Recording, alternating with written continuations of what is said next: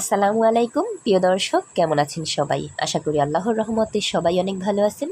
আলহামদুলিল্লাহ, আমি অনেক ভালো আছি। মেজবানি রান্নাঘর থেকে আমি ইতি নতুন একটি ভিডিও নিয়ে হাজির হয়েছি আপনাদের মাঝে। আশা করছি প্রতিদিনের মতো আজকের ভিডিওটিও সবার ভালো লাগবে। ভিডিওটি ভালো লাগলে সাবস্ক্রাইব করে পাশে থাকা বেল আইকনটি চালু করে দিবেন, যাতে পরবর্তী নতুন কোনো ভিডিও ছাড়ার সাথে সাথে আপনাদের নিকট নোটিফিকেশন পৌঁছায়।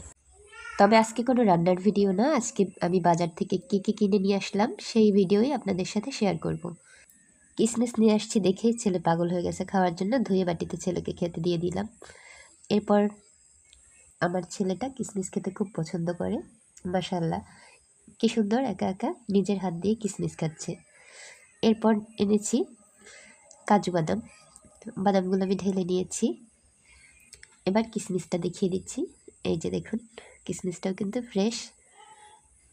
এবার একটু হাতে নিয়ে দেখিয়ে দিলাম। আমি সেমাই রান্না করার জন্য কাজু আর কিশমিশ নিয়ে আসছি। এবার বাবুর জন্য দুধ নিয়ে আসছি।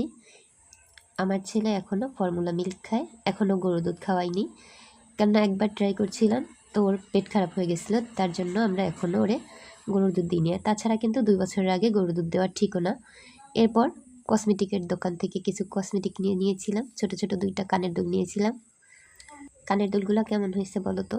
একটা একটা করে দেখিয়ে দিচ্ছি। এই যে এক জোড়া আর এই এক জোড়া। আমি সবসময় ছোট ছোট জিনিস পরতেই বেশি পছন্দ করি। আরও ছোট এক জোড়া কানের দুল নিয়েছি, যেহেতু আমার কান 2 জায়গা ফোরানো, এর জন্য আমি ছোট এক জোড়া কানের দুল নিয়েছি পরার জন্য। এই কানটা আমি নিজের ইচ্ছাতেই একা একা আয়না দেখে কান ফোরাইছিলাম। আর নিয়েছিলাম হিজাবের জন্য পিন। এবার হিমালয় ফেস ওয়াশ আর ফেয়ার অ্যান্ড লাভলি। আমি ফেয়ার অ্যান্ড লাভলি ব্যবহার করি না, তিব্বত ব্যবহার করি, কিন্তু আমার জ্বর, এর জন্য মানে অসুস্থ লাগছিল যে বাজার ভিতরে যাব না, তো কাছে থেকে যেইটা পাবো ওইটাই নিব। তারপর মানে বাবুর দুধ আনার জন্য বাজার ভিতরেই যাইতে হবে, যার জন্য বাজারের ভিতর থেকে তিব্বত স্নোতাটাও নিয়ে আসছি, আর ওইটা ফেরত দিয়ে আসিনি, ভাবছি যে থাক দুইটাই থাক। এই যে জ্বর আর কাশির জন্য ওষুধ নিয়ে আসছি। এবার আমার ছেলে কিন্তু রান্নাবাটি করার জন্য বসে পড়ছে।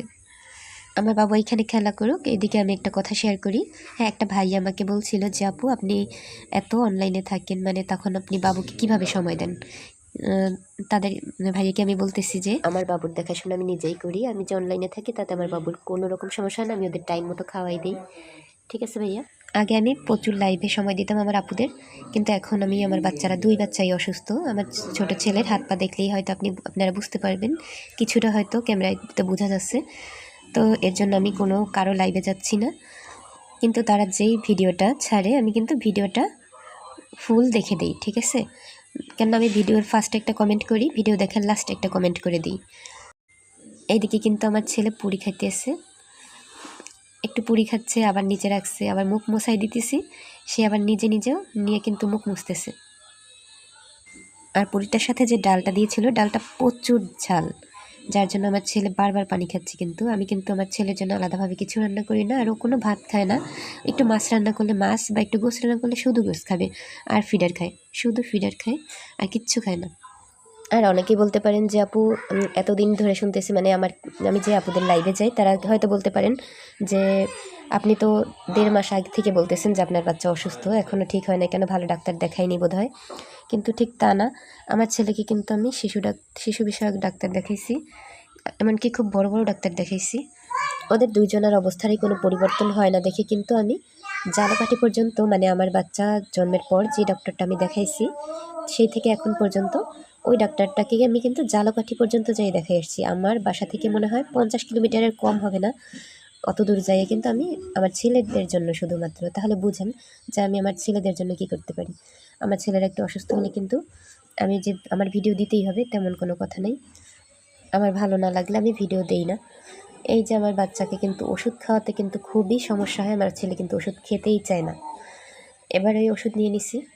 আর অনেকে প্রশ্ন করতে পারেন যে আপু গরম পানি দিয়ে মনে হচ্ছে ওষুধ দিচ্ছেন, কিন্তু না, আমি একেবারে নর্মাল টিউবওয়েল থেকে মানে পানি চাইপে নিয়ে আসা ওষুধগুলো গুলাই দিতেছি। তারপর এর মধ্যে আমি ফর্মুলা মিল্ক দিয়ে দিব। কিন্তু আমার ছেলেটা খুবই চালাক, ও কিন্তু দুধ অল্প একটু খাইয়ে বুঝতে পারছে যে ও ওষুধ দিছি, যার জন্য অল্প একটু খাইয়ে রাইখে দিছে। কিন্তু এটা ও ঘুমের মধ্যে থাকলে ওরা কিন্তু খাওয়াই দেওয়া যায়। আর ওরে বড়টা সুস্থ হয়ে গেছে, কিন্তু ছোটোটাকে সুস্থ হতে একটু দেরি লাগতেছে, যে ও ঠিকমতো ওষুধ খাইতে চায় না, ওষুধ খাওয়া হয় না। সবাই আমার বাচ্চা এবং আমাদের পরিবারের সবার জন্য দোয়া করবেন। আজকে এই পর্যন্তই, দেখা হবে আগামীকাল আবার কোনো নতুন ভিডিও নিয়ে। ততক্ষণ সবাই ভালো থাকবেন, সুস্থ থাকবেন। আগামীকাল আবার কোনো নতুন ভিডিও নিয়ে হাজির হব আপনাদের মাঝে। ততক্ষণ সবাই সুস্থ থাকবেন। ওইদিকে একটা কথা তো বলাই হয়নি, মানে আমার ছেলে, বৃষ্টি হচ্ছে দেখে আমার ছেলেকে একটি ছাতা কিনে দিছি, মানে আমার ছাতা নিয়ে টানাটানি করে। তো এখন ছাতা ছাড়া মানে খাবারও খাবে না, ঘুমাবেও না। ঘুমানোর সময় ছাতা মোড়া দিয়ে ঘুমায়। সবাইকে আল্লাহ হাফেজ।